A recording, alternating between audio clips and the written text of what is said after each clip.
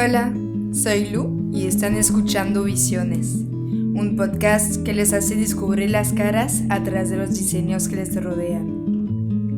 Mi meta es dar más importancia a los oficios de creación y llevarles conmigo a conocer lo que pasa en la mente de las personas cuando crean. ¿Qué es lo que les empuja a crear? ¿Cuál es su historia y su visión de la vida? De esta manera, quiero abrir nuevos caminos en su mente. Paquete familiar, 4 unidades las abonas 100 pesos, 4 vale 100 pesos, para el desayuno, la merienda de los chicos, son obleas óperas de baile y señores, para saborear dos partidos, para llevar de regalo, para el desayuno, la merienda de los chicos, el paquete familiar, abonas 100 pesos.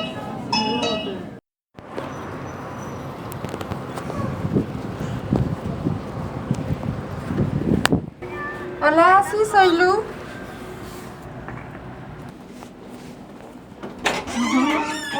Hola, ¿cómo estás? ¿Todo bien? ¿Todo bien?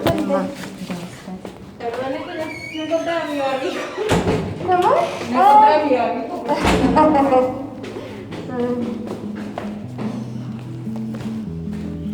Hoy vamos a escuchar a Eugenia Mendoza. Es artista y usa las técnicas de la cestería. En este episodio nos va a contar cómo empezó a usar el mimbre de manera natural y cómo lo está usando para valorizar las técnicas y formas antiguas indígenas.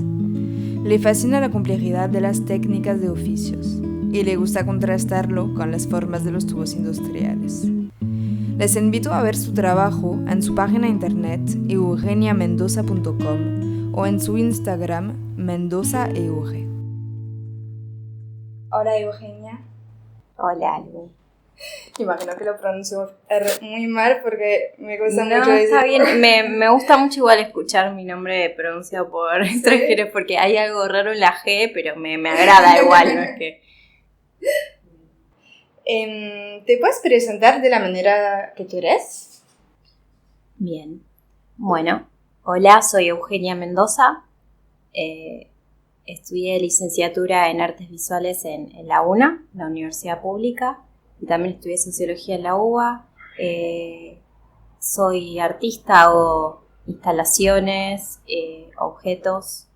Me inscribo dentro del arte textil, pero también me alimento de otras disciplinas. Y bueno, nada, bienvenida a mi taller. Muchas gracias. ¿Me puedes contar cómo empezó? Si durante tu infancia ya estabas con la creación, si eras creativa. Bien,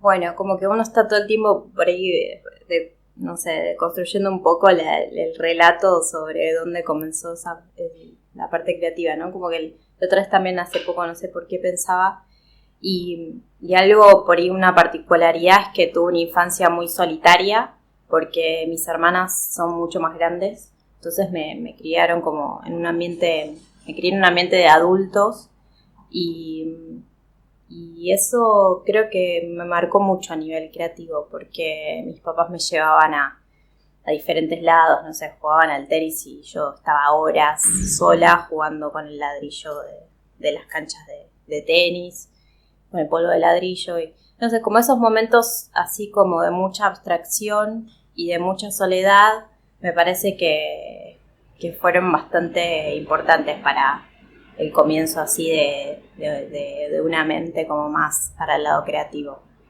Y después, bueno, lo clásico, obviamente siempre tuve mucha facilidad manual, siempre me gustó pintar, dibujar y hacer cosas, armar espacios en mi habitación, ¿no? Como armar como si toda la habitación fuese una casa, entonces el desafío era por ahí armar, no sé, el baño y la cocina y ver cómo solucionaba con lo que tenía los diferentes elementos de la casa.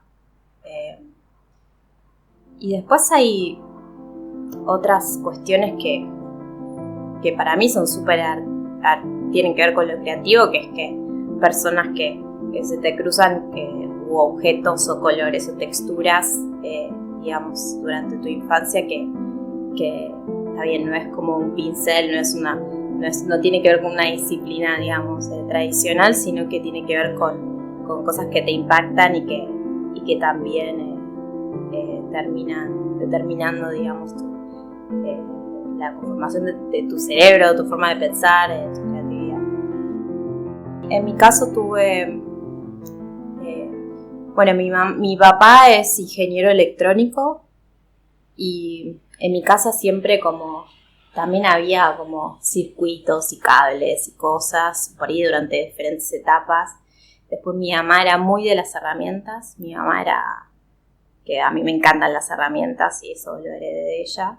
Y era muy de construir cosas todo el tiempo, de, no sé, en un fin de semana faltaba un placar y el fin de semana hacía el placar, digamos. Y todo era posible. Eso también me marcó mucho. El hecho de que para mi mamá todo era posible. Cualquier construcción de cualquier cosa, con cualquier material era viable. Y después mis abuelas, tuve abuelas, o sea, muy, muy femenino todo, digamos, presencias femeninas muy, muy fuertes. Mi papá fue criado por una madre soltera y mi abuela era hija también de madre soltera. Entonces la figura paterna que tengo es criada por mujeres, que fue criada por mujeres. Y también mujeres especiales, porque mi abuela era azafata de una línea marítima y viajó mucho por todo el mundo. Y entonces en su casa tenía objetos extraños. Y ella se vestía muy estrafalaria para la época. Ahora como sería recopado, pero en su momento era como, wow, mira cómo se viste tu abuela. Y siempre tenía telas re locas que traía de la India y de acá, de allá, y piedras y no sé, y sí, me recuerdo las texturas y los objetos extraños de diferentes partes del mundo. Creo que eso me impactó mucho desde chica.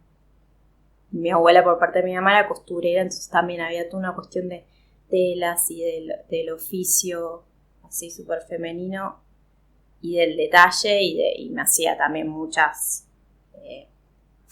como pequeñas vestimentas para las muñecas, digamos, y creo que todo ese mundo no solamente implica esto de que me gustaba dibujar y pintar, sino también estas otras cosas que se van cruzando.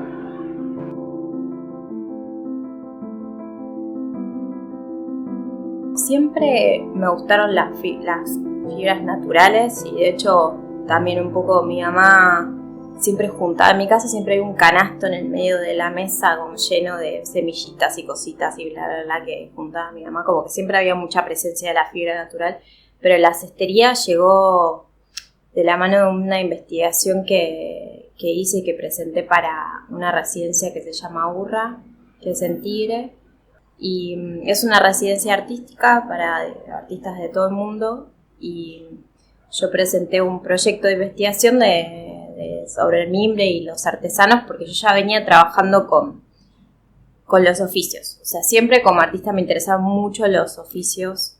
Venía trabajando con carpinteros, con tapiceros y intercambiando como conocimiento, visitando los talleres y juntando. Me gustan mucho los residuos de los oficios también. Y se dio que como esta residencia es en Tigre, como me parecía importante investigar el oficio de mimbrero, pero también ahí descubrí que tenía un familiar que es un tío abuelo de mi mamá, porque mi familia por parte de mi mamá era ahí de la zona, era cestero, o sea, vino de la Coruña y se instaló ahí en los canales de San Fernando y aprendió cestería y fue canastero. En realidad se dice ocupación canastero, decía su DNI, decía ocupación canastero. Y aprendió cestería y tuvo muchos años en ese rubro. Y para mí estuvo bueno porque era importante como dar cuenta que había algo en la familia que, ¿no? Había como un pequeño origen ahí que yo estaba como en cierta forma resucitando, reivindicando. Lo que yo sentí es que lo sentí muy, como que fluyó mucho. Eso es lo que me hace pensar que hay algo que está ahí latente, digamos, que tiene que ver con algo histórico, con una genealogía, ¿no? Como algo que como que cuando lo agarrás y lo pones sobre la mesa y de golpe empieza a fluir y la forma de hacer y todo, sentís como que hay un conocimiento que excede tu propia vida, ¿no? Como que hay algo que, no sé, es algo loco que pasa, como que sentís como que ya el material lo hubieses usado toda tu vida o...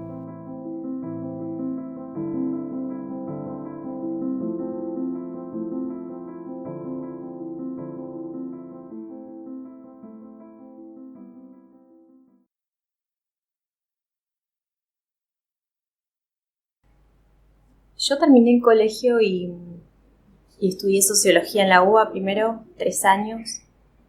Me encantaba porque me gustó siempre la historia, me gustó la sociología, pero me pasó que estaba incorporando muchísimo conocimiento y sentía como que la cabeza me iba a explotar porque no estaba haciendo nada manual y yo soy súper manual y yo me miraba las manos y como que siento que mis manos como que son fuertes, tienen dedos largos y siento que son como para hacer cosas, ¿entendés? Y está bien, incorporar conocimiento está buenísimo y para mí fue fundamental porque haber estudiado esos años de sociología y después haberme metido en la Facultad de Arte porque ya entré en la Facultad de Arte con otra cabeza, ¿no? Con haber estudiado en la UBA, con, digamos, haber leído cosas copadas, no sé. Y en la Facultad de Arte, cuando entré también fue como, no lo podía creer, yo dije que sentía como que se abrió un mundo increíble para mí que no lo había pensado jamás cuando terminé el colegio. Como para mí era inviable pensar estudiar arte, no sabía ni por dónde empezar y eso estuvo buenísimo porque siempre como tuve habilidad para el dibujo, sobre todo, siempre fui muy del dibujo. Así que toda mi primera parte de la carrera quizás estaba más basada en el dibujo, en la pintura. En la pintura, bueno, siempre fue medio mala, pero en el dibujo sobre todo. Sí. ¿Por qué elegiste el arte al diseño, por ejemplo? Porque ahora, bueno, de mi punto de vista también, hay mucho diseño en lo que haces. Sí. ¿Qué te atrae más en el arte que en el diseño? Sí. ¿Por qué elegí el arte y no el diseño? Claro. Es una muy buena pregunta. La verdad es que yo siempre digo, me hubiese encantado estudiar diseño industrial, pero para poder hacer cualquier cosa, o sea, pero me pasa que quizá la diferencia es que me gusta transitar ese límite, esa disolución que hay entre el arte y el diseño. Me gusta como transitar ese espacio, ¿no? En donde no sabes si lo que estoy haciendo es un canasto utilitario o si es una escultura o si es una instalación. O sea, me gusta ese gris. No me gusta que como la etiqueta plena de decir, bueno, esto es diseño, entonces como es diseño se aplica para tal cosa y esto como es arte, bueno, no, me gusta transitar eso, me parece que es interesante porque digamos hace tiempo que el arte dejó como de ser autónomo, ¿no? Entonces está como en cierta forma codeándose y alimentándose, inspirándose de otros campos y a mí me interesa mucho eso. Como me parece que el arte alimentado por el arte mismo ya me agotó, entonces me gusta, por eso me gustan los artesanos, me gusta inspirarme en trabajadores o incluso en la industria, en las formas industriales, en los materiales industriales. Sí, creo que es por eso. No sé si... No quito que... No creo que... Creo que el arte y el diseño pueden fluir, digamos, no tiene que ser algo tan encasillado y cerrado, ¿no?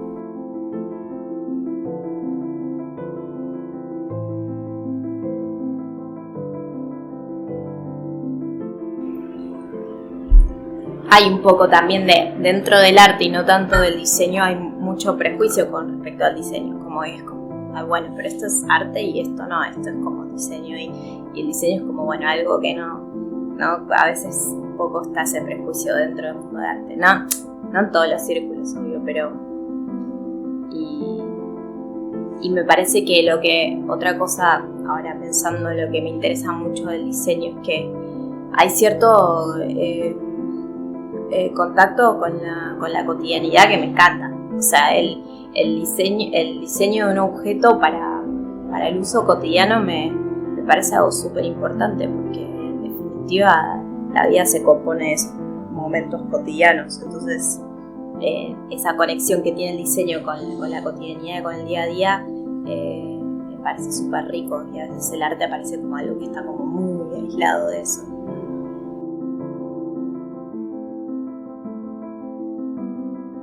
¿Hiciste otros oficios que el material o el oficio que estás haciendo ahora?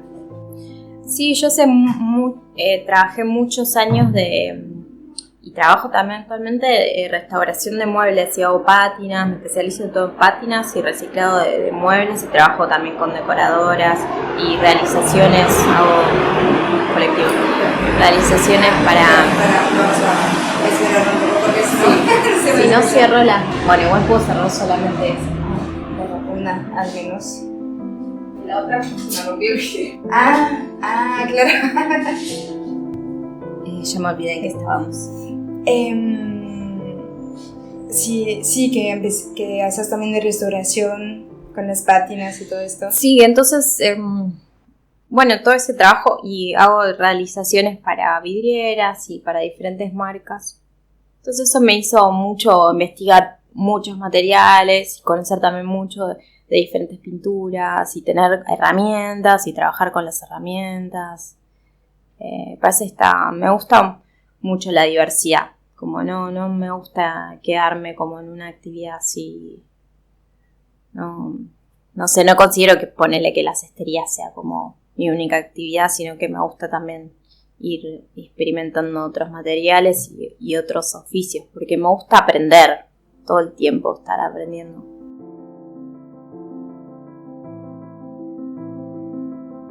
Mi herramienta preferida es cualquiera, pero es el taladro. No sé, me gusta mucho el taladro, me gusta mucho las sierras, sí, me encantan. Todas las máquinas, me encantaría tener cada vez más máquinas. Cualquier máquina nueva que sale es como que la quiero, no sé. Me recuerdo mucho mirar, re loco, porque tengo como una imagen del jardín, que había como un momento así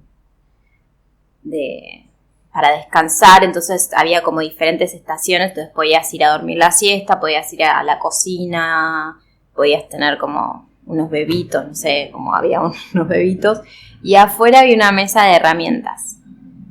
Y yo quería ir a la mesa de herramientas, pero iban todos los nenes a la mesa de herramientas. Las nenas, también ahora es otra época, ¿no? Cuando yo era chica estaba como muy marcada esta cuestión de género, y las nenas iban a dormir la siesta o con los bebés o la cocina, y yo estaba mirando ahí nunca me animé a ir a la mesa de herramientas.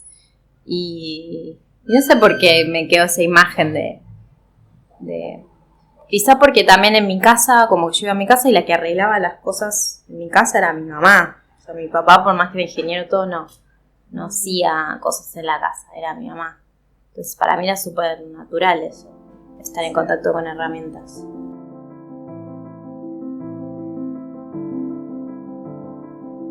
¿Y me puedes hablar de las técnicas que usas? ¿Cómo haces un producto tuyo? Bien. Bueno, actualmente tengo como dos líneas así de trabajo. Una es como más instalativa, que son volúmenes grandes. Eso es lo que me enamoró también del mimbre, que es como un material orgánico, a priori flexible, pero en realidad es súper fuerte y se puede construir, digamos, o sea, es como autoportante, entonces puedes construir un montón de cosas grandes solamente usando ese material y solamente usando tus manos, y partiendo de una técnica como súper sencilla, digamos, chiquita, que es tejer, o sea, un movimiento súper simple.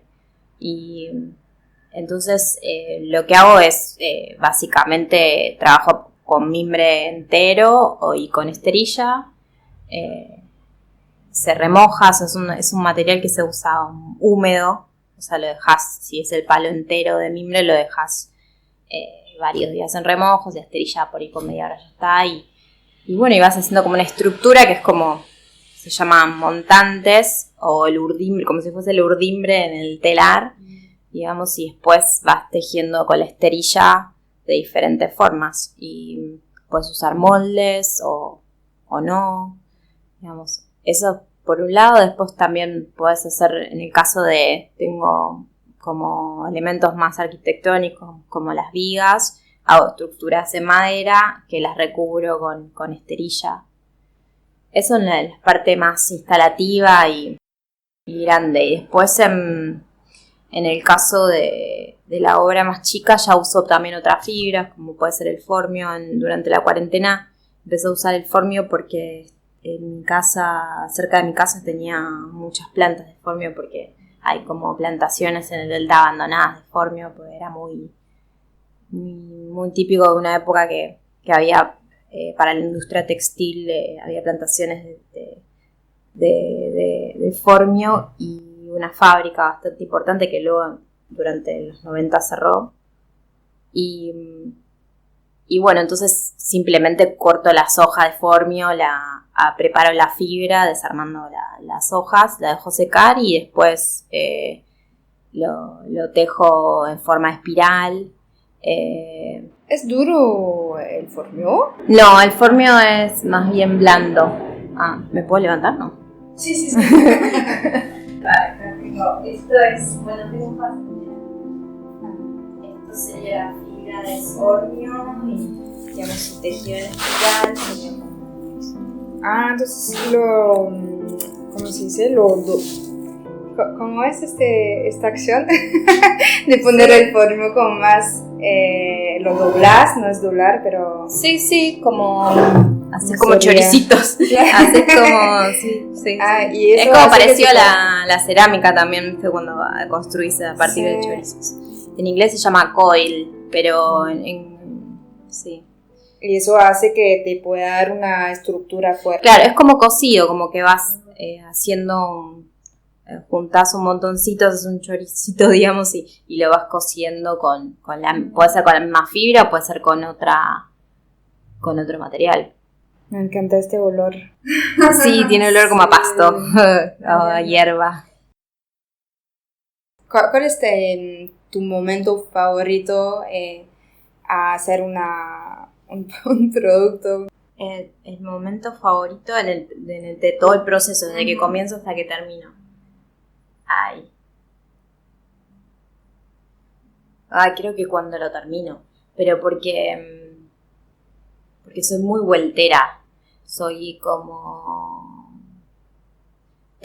siempre me pasa que soy muy dispersa, tengo muchas ideas y trabajo muchas obras al mismo tiempo, y eso hace que tenga mucha cantidad de cosas en proceso.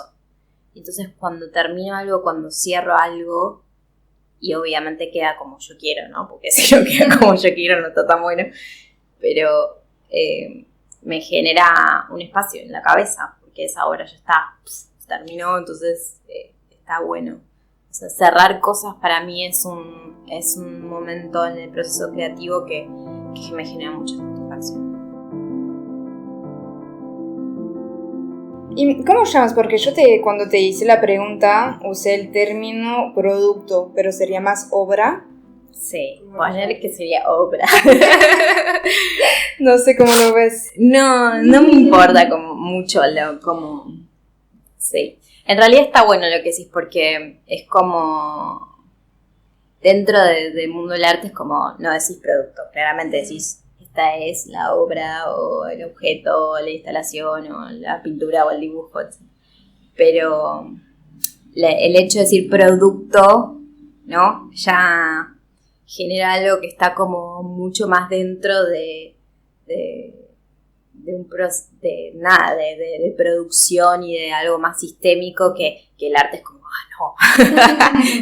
y está bueno eso porque está bueno de construir también esas cosas, porque en realidad es un producto, ¿no? O sea, es algo que alguien produce, o sea, es una producción que uno hace.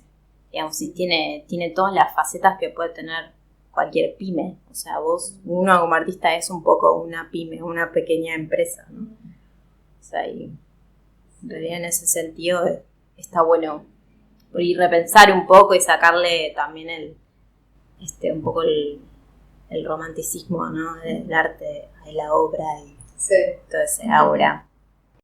¿Y cómo piensas las formas? Bueno, sí, bastante conceptual, como me interesa mucho primero trabajar el concepto, digamos, no es que soy impulsiva y digo, ay, bueno, voy a ver qué me pinta hoy, sino que trato de investigar, o sea, siempre hay como pequeñas investigaciones poéticas que le decimos detrás de las obras. Y a mí me interesan mucho las formas industriales porque me gusta el contraste que genera una forma industrial con un material orgánico, ¿no? Como que hay un contraste, una tensión, algo ahí que genera una especie de conflicto que me gusta. Entonces, ¿cuál sería una forma industrial? Y ponele, estos son conectores de PVC. Y por ahí también viste en el Instagram, bueno, no tengo todas las obras acá, pero hay como diferentes, sí, como tú, bueno, voy y compro conectores de PVC y cualquier forma industrial que se consigue en cualquier lado que me llama la atención, la compro porque la necesito tener. Cuando hice la viga la primera vez, como que fui y me compré un pedazo de viga de hierro doble T, viste, porque necesito observar bien cómo es la forma. Me interesa mucho también el contraste entre algo que se construye de una forma, de una manera seriada, como súper pensada, con un proceso productivo muy eficiente detrás, y eso con una fibra y hecho de una manera completamente artesanal. Y porque, digamos, las fibras naturales, no sé si siempre pensé, yo no quiero hacer formas orgánicas, qué sé yo, porque siento que es un poco más de lo mismo. Quiero como generar algún choque discursivo, digamos, con algo que tenga que ver de otro mundo, que en cierta forma se super relaciona, porque en el caso de Formio, cuando empecé con estos conectores que están inspirados en conectores de PVC, de cañería de PVC, que es un plástico, el Formio, aquí se dejó de cosechar y cerró la fábrica principal de Formio cuando se abrieron las importaciones y entró toda la fibra de plástico. Entonces, digamos, al mismo tiempo como esos cruces, digamos, tienen que ver con reflexionar acerca de las formas productivas, de la forma que producimos, de la forma que consumimos.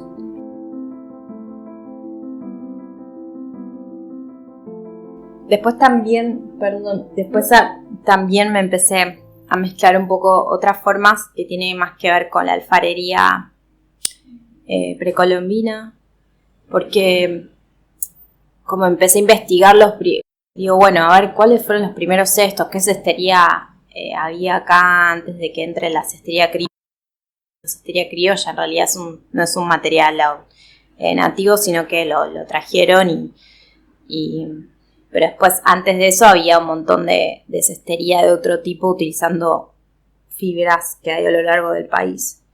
Y como por ejemplo Simbol, Carandillo, ¿qué más? Bueno, palma, chaguar, por ejemplo, esos hilos son de chaguar, que es típico de los indígenas, de los wichí. Ellos trabajan esa planta y hacen el hilado y le hacen el teñido artesanal. Digamos, bastante fibras a lo largo para investigar. Está bueno. Y entonces empecé a pensar, bueno, cuál fue cuáles son los primeros cestos que ahí no hay, porque claro, las fibras no sobreviven tanto tiempo como puede ser la cerámica, la alfarería. Pero sí, solamente hay algunos que son de una fibra de chaguar que están tejidos muy apretados, entonces lograron como sobrevivir. De hecho, los usaban para cargar agua de tan impermeable que era la fibra. Y después me di cuenta que un poco las formas se comunicaban con las formas de la alfarería, claramente. O sea, era todo parte de una unidad, los cestos con la alfarería. Entonces también me empecé a inspirar en las formas alfareras precolombinas y también los diseños, digamos, los diseños precolombinos de diferentes culturas indígenas de la Argentina.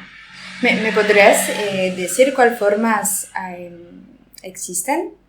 Que yo no conozco nada de esto y si me puedes hablar un poco de esas formas. Sí, bueno, digamos, la cultura, hay una gran cultura agroalfarera en el NOA, ¿no? En el noroeste argentino. De hecho, si vas no sé si alguna vez fuiste a Jujuy, a Salta o Tucumán o incluso Catamarca, también hay algunos museos donde hay muchas piezas. La verdad es que sobrevivieron muchísimas piezas y lamentablemente no están tan bien conservadas, digamos, no tienen el espacio como para, no se valora, la verdad es que no se valora. No hay un museo donde vos puedas apreciarla. De hecho, a mí me sorprendió cuando fui a Catamarca que fui al museo y las piezas estaban todas amontonadas y escritas con virome y yo no lo podía creer. Es como, me generó como un dolor, ¿no? Decir qué pasa como país que no estamos por ahí valorando un poco esa cultura. Y bueno, estas formas así circulares, y después igual también ponerle esta forma de acá, que es como una especie de manija, ¿no? ¿Como manija en tubo? Sí. Y digamos, quizás esta es, digamos, más de otras culturas, como puede ser chimu, pero digamos de otras culturas no de Argentina, pero eso no está presente en Argentina. Pero después digamos, las formas son simples, también hay formas simples y después hay formas como antropomorfas, digamos, después hay urnas, bueno, Santa María, la cultura de Santa María tiene mucha cantidad de urnas que son como unas formas cónicas que las enterraban la mitad, digamos, con los niños adentro, el cuerpo de los niños adentro. Después obviamente hay diferentes formas, diseños que le aplicaban a las vasijas, pero bueno, las utilitarias siempre eran como simples, formas simples, en general no tan decoradas, y después había todo una alfarería ritual que estaba mucho más trabajada y bueno, que tenía que ver con rituales chamánicos, digamos, con todas cuestiones de la cosmología indígena que obviamente era súper importante. Entonces había como vasos y bueno, y vasijas como súper decoradas y muy trabajadas y según la cultura también con diferentes formas, más escultóricos.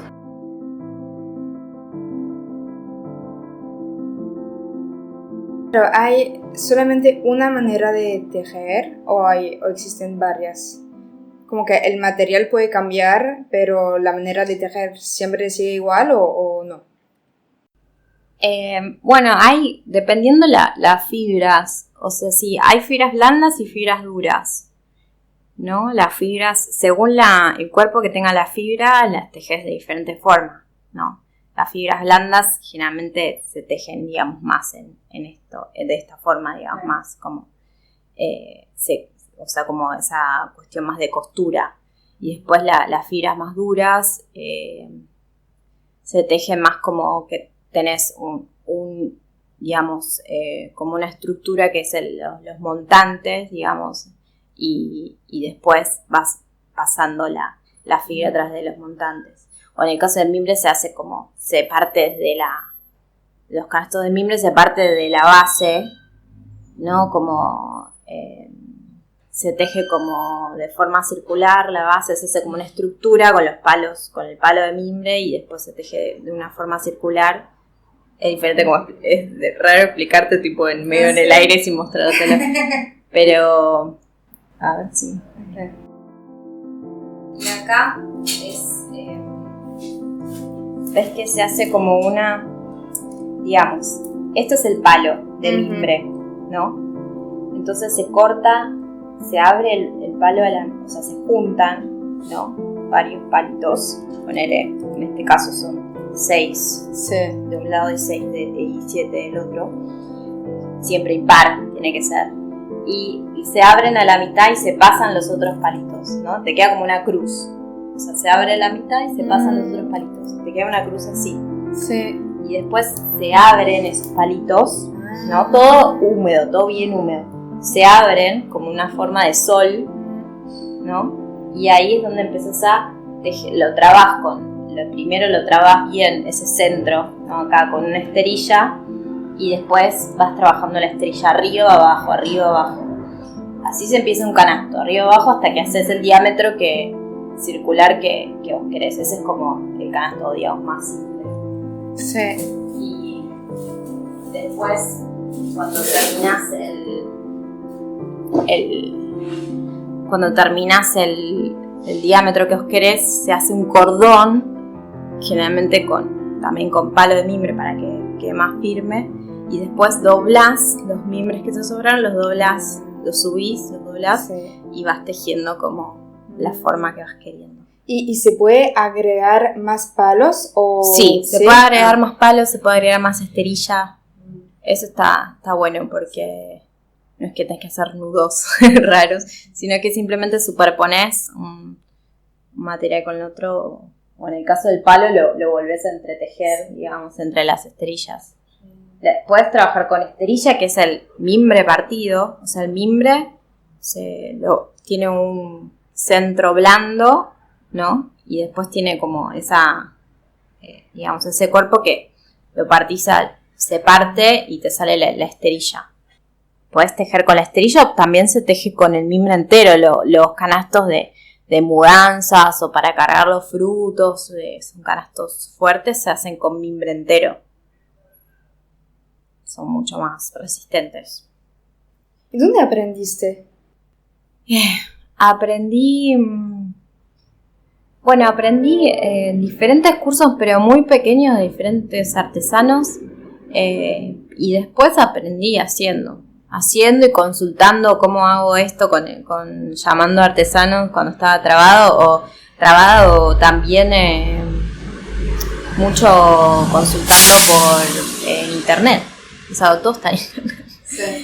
Sí, hay un montón de material ahí en internet, que cuando digo, bueno, ¿cómo se puede hacer esto? ¿Cómo se puede tejer esto? Y lo busco. El formio, ponele, cuando está en fibra, se teje así, pero después podés cortarlo y tejerlo como cinta.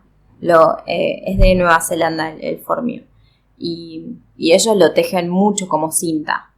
Y como que hacen un tejido en cinta, como arriba, abajo, o diferentes, digamos, tramas. Entonces, dependiendo si haces arriba, abajo, si haces 2 arriba y 2 abajo, digamos, si vas generando diferentes tramas, muy parecido a lo que es el telar, digamos. Sí, entonces hay artesanos que usan todavía la cestería. Sí, es que la cestería, no hay forma de que pueda ser industrial. Digamos, algo que sea, no sabría decirte bien si los tejidos en algún plástico, PVC, la verdad que no sé, pero todo, ponele los canastos ahora que ves por todos lados, que son todos importados, ¿no? En los lugares de decoración, son todos, no sé, los hacen en Vietnam, y digamos, son personas que hay atrás haciendo miles y miles de canastos. Como que siempre hay, detrás de la cestería es re loco, pero detrás de la cestería siempre hay una persona haciéndolo.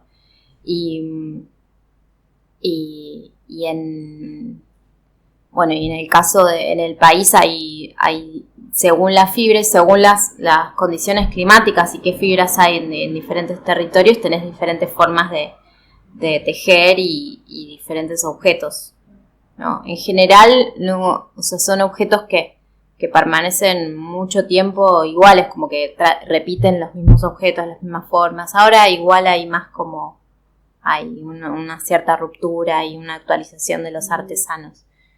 Pero, y también una voluntad, si se quiere, política por tratar de conservar y de recuperar esas técnicas y que no se pierdan y de reproducirlas, porque obviamente se fueron perdiendo, porque el artesano necesita que alguien le compre esa artesanía, y si ese trabajo que hace de recolectar, ellos mismos generalmente recolectan las fibras, o sea, recolectan en el monte las fibras, las secan, las tiñen o hacen el hilado, no sé, todo según la fibra, el proceso que tenga, y después empiezan a tejer y hacen algo.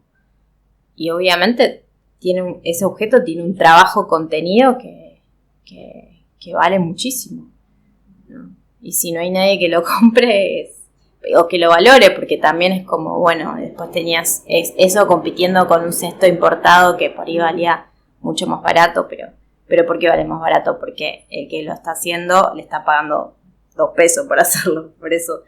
Entonces creo que igual hay toda una movida ahora de recuperar esas cuestiones artesanales, porque la gente está como empezando a pensar en los procesos que hay detrás de los objetos que consume, creo, no sé. ¿Y vos pensás en todo eso haciendo lo que haces? ¿Hace parte realmente de lo que querés transmitir? Sí, yo creo que sí, porque siempre fue como medio intuitivo a veces esto de trabajar también con cosas, con reciclar cosas, con trabajar con los residuos de los oficios. Siempre fue como algo que me salió intuitivamente, y después como empezó a tomar más forma a medida que uno va adquiriendo más conocimiento de todo, digamos. Y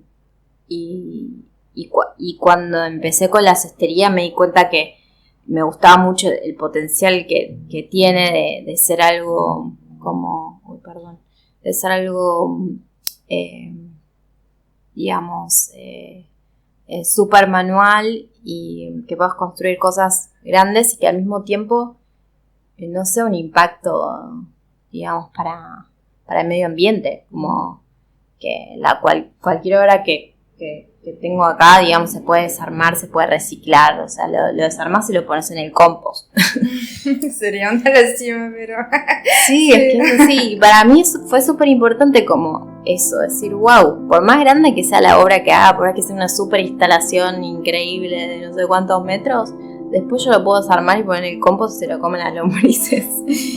Y como artista de este siglo creo que todos deberíamos pensar, o no solamente artistas, diseñadores y todos deberíamos pensar en esas formas más sustentables, si quiere, como de pensar realmente en lo que estamos produciendo, algo que estamos, primero que si vale la pena traer, o sea, hay muchos objetos en el mundo, digamos, o sea, ser consciente del exceso de objetos que hay en el mundo, y que como productor de objetos estamos trayendo objetos al mundo, y que seamos conscientes de que estamos trayendo más cosas al mundo, y que en el futuro puede llegar a ser, digamos, más residuo o contaminación o lo que sea. O sea, creo que no sé si es como la parte como súper troncal, pero sí me parece importante ser consciente de ese proceso.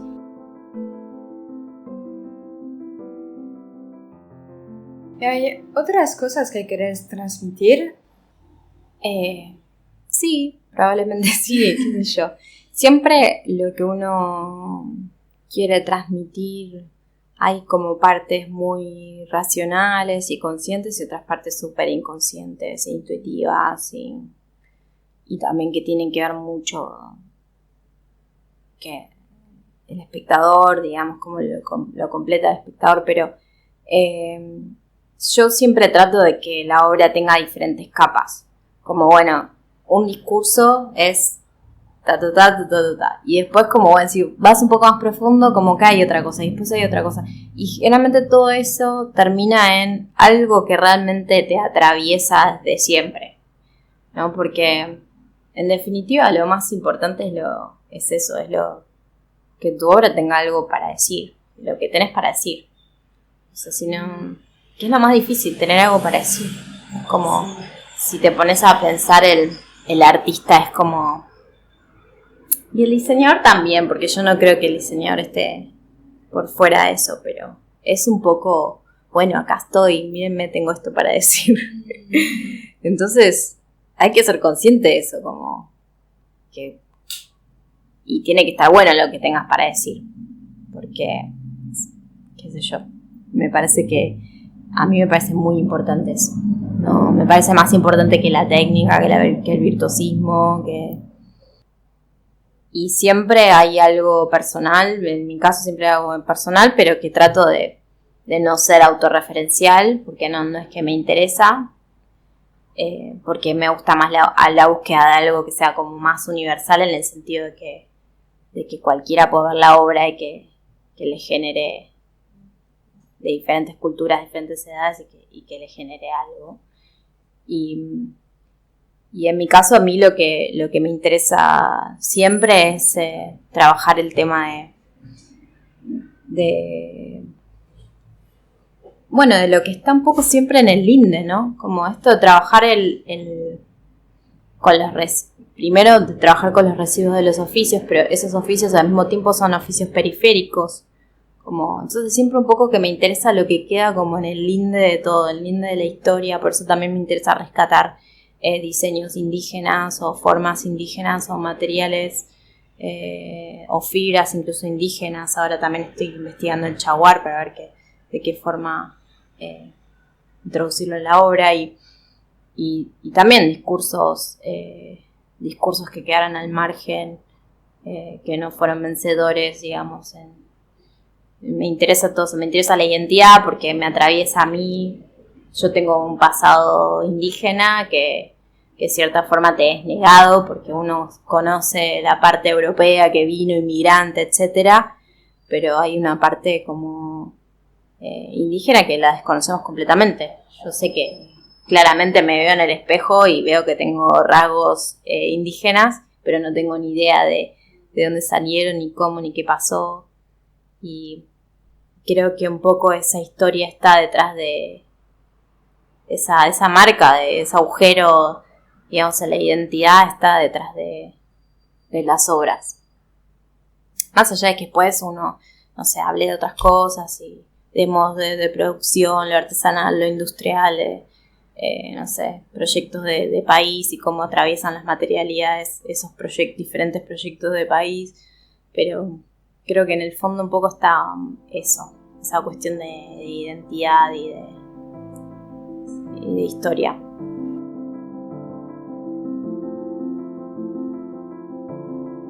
¿Tenés referentes? Sí, o sea, siempre. No, me quedé pensando porque es como que siempre uno va teniendo referencias y igual como que van cambiando todo el tiempo, entonces como que trato de pensar algo que esté como más acorde a lo que estoy haciendo ahora. Bueno, una gran referente es Jimena Garrido Leca, no sé, es una artista peruana, que bueno, ella también rescata, digamos, estas formas de hacer indígenas, digamos, toda esa parte de la cultura de su país. Y también un poco, digamos, me siento como identificada en su forma de trabajar, con investigaciones también bastante de contexto, y digamos, es un poco lo que me interesaría también trabajar a mí, trabajar como en contextos definidos, investigar y también como generar una obra que esté en relación con eso. En ese sentido me parece una gran referente a nivel artista latinoamericana. Y después, bueno, para mí, como ya dije, mis referentes son, me gustan mucho las personas que realizan muchos años un oficio. Entonces el tapicero, que hace 40 años que es tapicero, el carpintero, o incluso el mimbrero, digamos, todos esos oficios me fascinan, porque me fascinan desde la organización de sus talleres, las herramientas que utilizan, los movimientos corporales, ¿no? de eficientes de hacer una actividad durante 40 años, ¿no? Y sí, para mí eso es una gran fuente de inspiración. De hecho, incluso mucho más que cualquier artista del mundo de arte, porque es como que me inspira más las cosas que no tienen que ver con el mundo de arte a veces.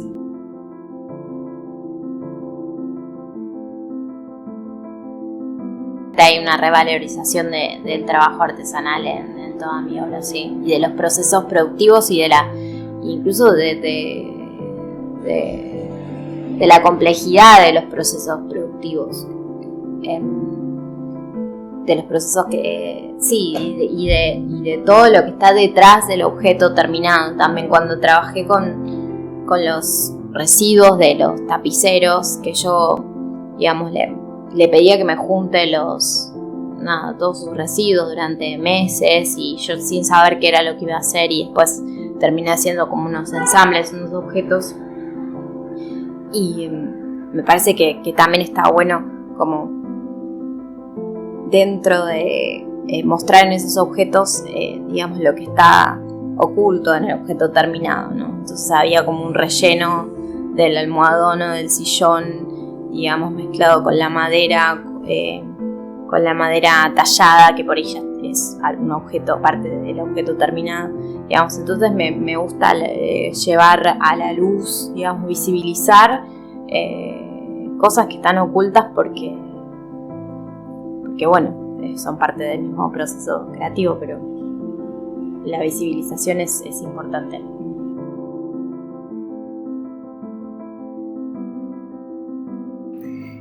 ¿Cuáles son las dificultades en tu trabajo? Un montón. Re compleja. No, bueno, la dificultad más grande es que uno es como trabajador del arte, ¿no? Más que artista, como tiene que cumplir muchos roles, y es uno el que cumple todos esos roles. Entonces es uno el que piensa la obra, el que la produce mayormente, o a veces uno puede tercerizar, pero en general producís tu propia obra. Entonces es como haces todo, como que lo pensás, lo bocetás, lo producís. Y además, después tenés que tratar de desarrollar una habilidad para moverte en el mundo del arte contemporáneo, sumar capital social y tratar de, digamos, de presentarte a concursos y de tener las conexiones necesarias para que tu obra se pueda vender en el mercado, y después tenés que ponerle el precio a tu obra, y después tenés que ver que cuando la vendés cómo haces, y si la exportás cómo haces para exportar. Es muy complejo y es súper exigente, porque es como que sos todo una empresa en una sola persona, y no hay mucho conocimiento al respecto. O sea, no es algo que te enseñan en la facultad, sino que es algo que lo vas aprendiendo medio a los golpes. Y la facultad te enseña mucho de todas las disciplinas, y también te enseña a pensar, y te enseña el proceso creativo y todo, pero toda la parte de comercialización de la obra y de mercado del arte no te lo enseñas. Como si a priori, como si ya te enseñan algo que ya casi que saben que no vas a vivir de eso, entonces no te enseñan esa parte para sobrevivir. Y es un poco triste eso, porque no debería ser así, ¿no? Como es un 50% del artista, digamos, toda esa parte. Y es una dificultad. a medida que vas creciendo se vuelve una dificultad, porque después, cada vez más dificultades, obviamente. Cuando empezás a exportar la obra es una locura, como es muy, muy complejo. ¿Y porque estás sola en todo esto? ¿Nadie te ayuda? Yo ahora estoy trabajando con una galería acá y con otra galería en Los Ángeles, pero uno cuando empieza a trabajar con las galerías, digamos, un poco que empezás medio sola y después, a medida que te va yendo mejor, digamos, esa galería se vuelve como más, como una especie de sostén. Pero yo creo que el artista igual debe tener conocimiento de todo ese proceso. Y en mi caso me pasó que a mí me contactó una galería de afuera y yo no tenía una galería acá. Entonces todo lo que es la exportación de obra tuve que averiguarlo yo y hacerlo yo. Y en general lo común es que vos tenés una galería acá y que después, si esa galería exporta obra, se encarga la galería, digamos, ¿no? Entonces, para mí fue súper difícil eso. Fue todo un desafío.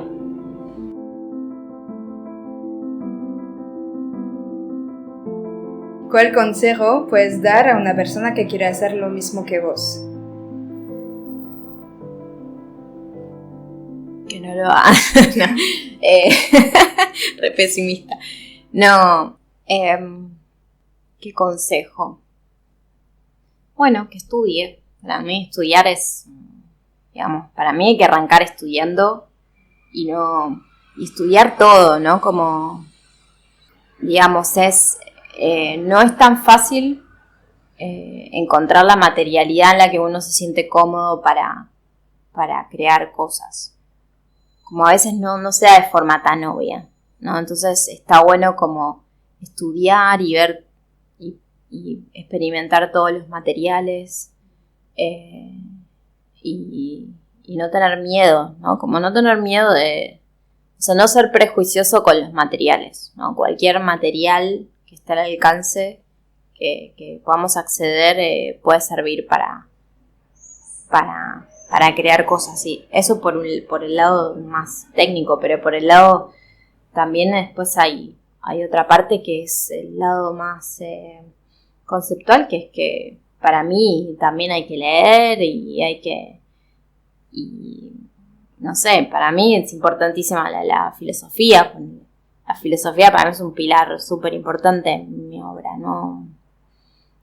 O la parte poética de la obra, el proceso poético, que también tiene que ir de la mano del lado, digamos, de producción manual, ¿no? Uno siempre tiene que ir enriqueciéndose, tanto, no solamente leer libros, lo que uno quiera, poesía, pero lo que uno te inspire, sino también viajar y ver otras culturas y todo.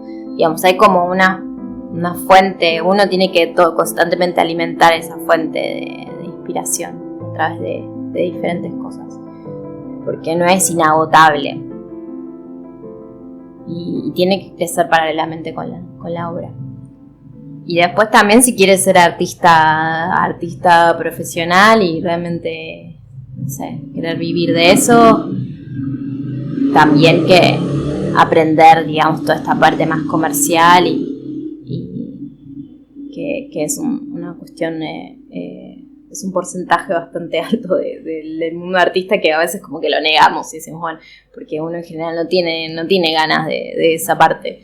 Pero creo que es importante ponerla sobre la mesa y decir, si querés ser artista, el artista es un porcentaje de esto, un porcentaje de esto, un porcentaje de esto, ¿no? Como ser consciente de todo eso y no ocultar y comerse la mejor parte de la manzana que es tipo ahí en el taller y hacer cositas, etcétera.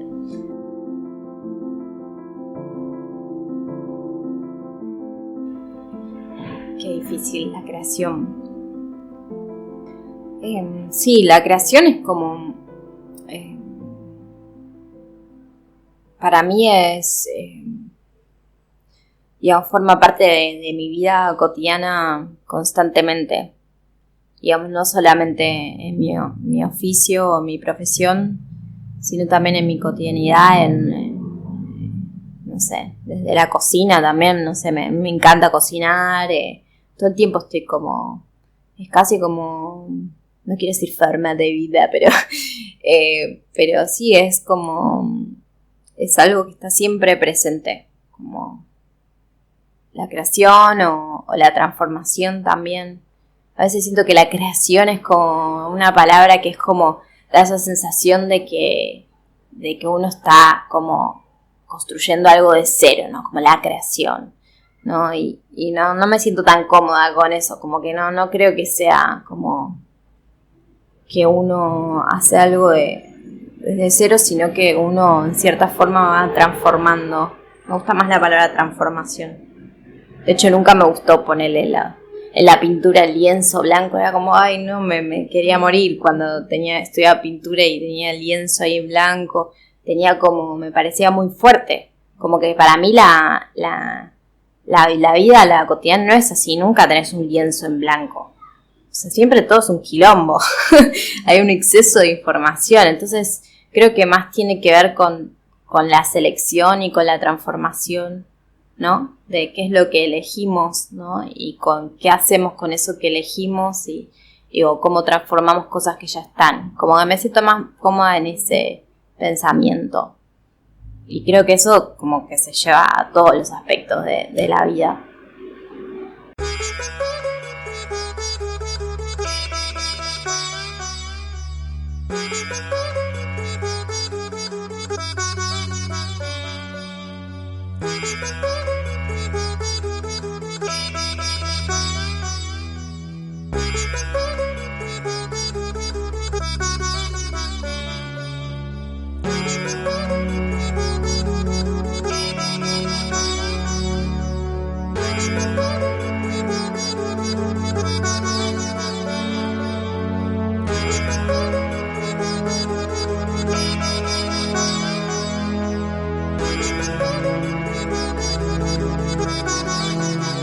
Just fucking do it.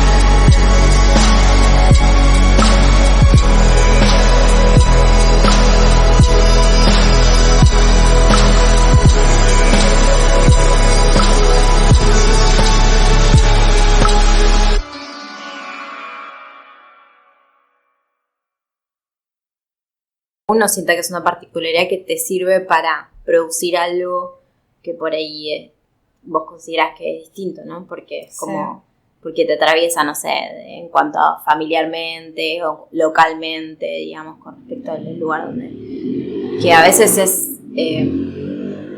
digamos que encima en cierta forma en el mundo del arte hoy en día, incluso en el mercado, está como revalorizado eso, como le gusta, tipo, esta que vive, no sé, cuando a mí me contactó el galerista de Los Ángeles, fue como, bueno, vos que viste, tipo, para él es como, Argentina es, viste, nada, muy lejos, como imposible, no sé qué, y le parece como algo medio exótico, bueno, esta artista de acá haciendo estas cositas, no, a veces siento que es un poco eso. Sí, porque además de eso, te descubrió en toda una galería en Los Ángeles antes de Argentina. Sí. Eso es loco, sí. Sí, loco. Sí, fue loco. Muchas gracias por su escucha. Para descubrir las fotos detrás de la entrevista, pueden ir a verlas en la cuenta Instagram Visiones Podcast o en la página internet visionesdeargentina.com. Nos vemos la próxima.